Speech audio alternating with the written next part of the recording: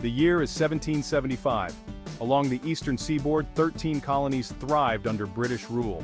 Life for many colonists was good. However, seeds of discontent were being sown.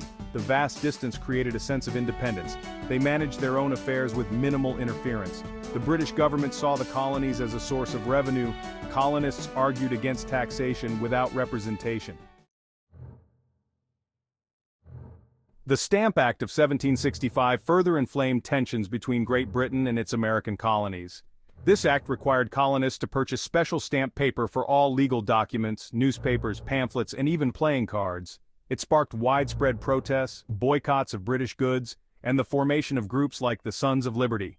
Colonial leaders, including Samuel Adams, John Hancock, and Patrick Henry, emerged as vocal critics of British policies. They argued that Parliament had no right to tax the colonies without their consent.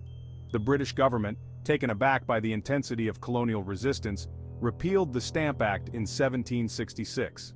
However, the damage had been done. The Townshend Acts of 1767, which imposed taxes on goods imported from Britain, reignited colonial anger. The colonists responded with renewed boycotts of British goods and organized protests. The presence of British troops in colonial cities further heightened tensions. In 1770, these tensions boiled over in Boston, Massachusetts. This incident, known as the Boston Massacre, resulted in the deaths of 5 colonists and further inflamed anti-British sentiment. The Tea Act of 1773, which granted the British East India Company a monopoly on tea sales to the colonies, proved to be the final straw for many colonists. On the night of December 16, 1773, a group of colonists disguised as Native Americans boarded 3 British ships docked in Boston Harbor and dumped 342 chests of tea into the water.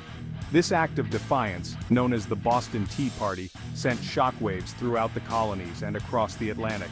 The British government responded swiftly and harshly to the Boston Tea Party, enacting a series of punitive measures known as the Coercive Acts. These acts, which the colonists dubbed the Intolerable Acts, were designed to punish Massachusetts for its defiance. The Boston Port Act closed the port of Boston until the destroyed tea was paid for, effectively strangling the city's economy.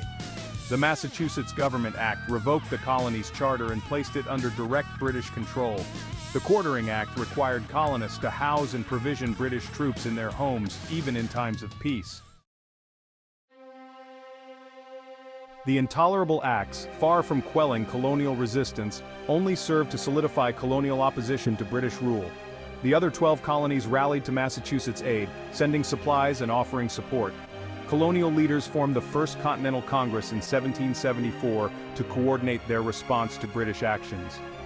The Congress drafted a Declaration of Rights and Grievances, outlining colonial objections to British policies. They also called for a boycott of British goods and began to prepare for the possibility of war. In April 1775, British troops marched from Boston to Lexington and conquered Massachusetts, intent on seizing colonial military supplies. At Lexington Green, the first shots of the American Revolution were fired, marking the beginning of the fight for independence. The news of the battles of Lexington and Concord spread like wildfire throughout the colonies, galvanizing support for the cause of independence. The battles of Lexington and Concord marked the beginning of a long and arduous struggle for American independence. The colonists, facing the might of the British Empire, faced daunting challenges.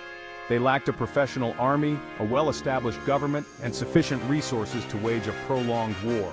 The Continental Army, formed in the summer of 1775, was composed primarily of citizen soldiers, farmers, shopkeepers, and artisans who were ill-equipped and poorly trained.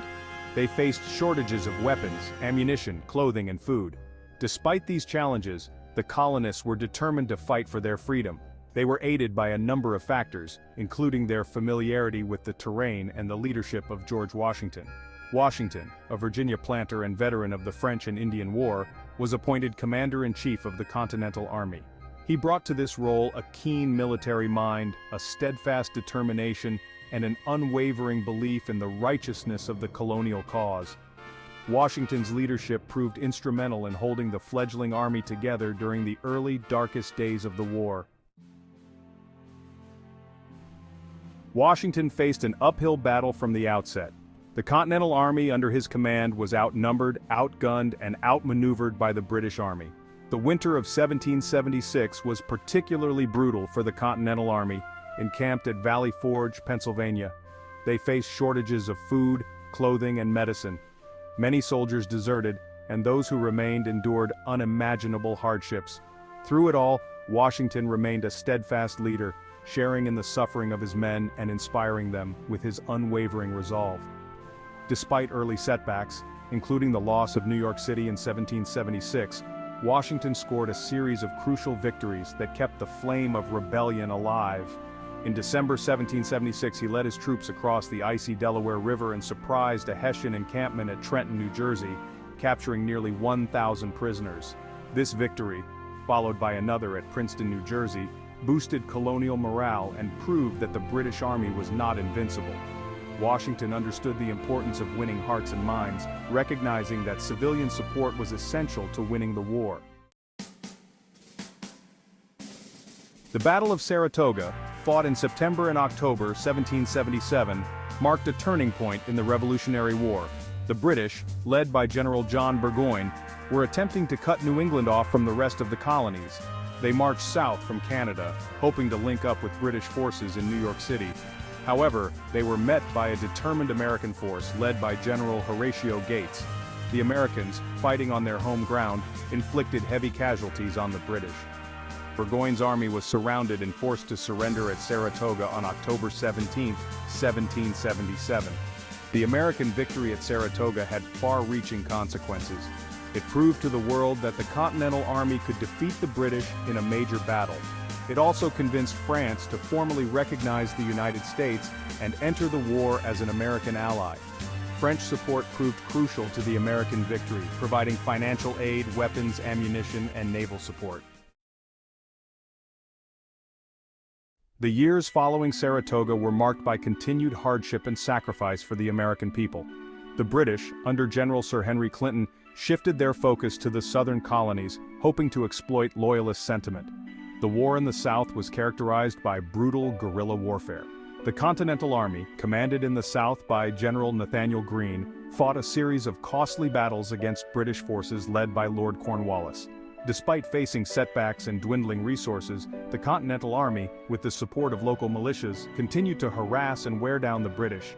In the fall of 1781, Cornwallis moved his army to Yorktown, Virginia, a port city on the Chesapeake Bay. A combined American and French force surrounded Yorktown and laid siege to the city.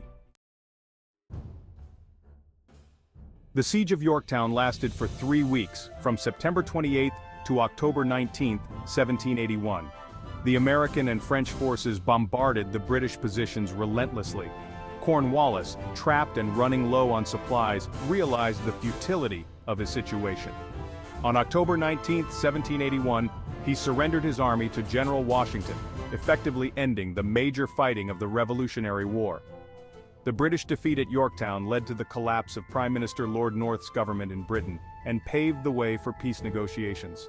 The Treaty of Paris, signed in 1783, formally recognized the independence of the United States of America. The American Revolution was more than just a war for independence.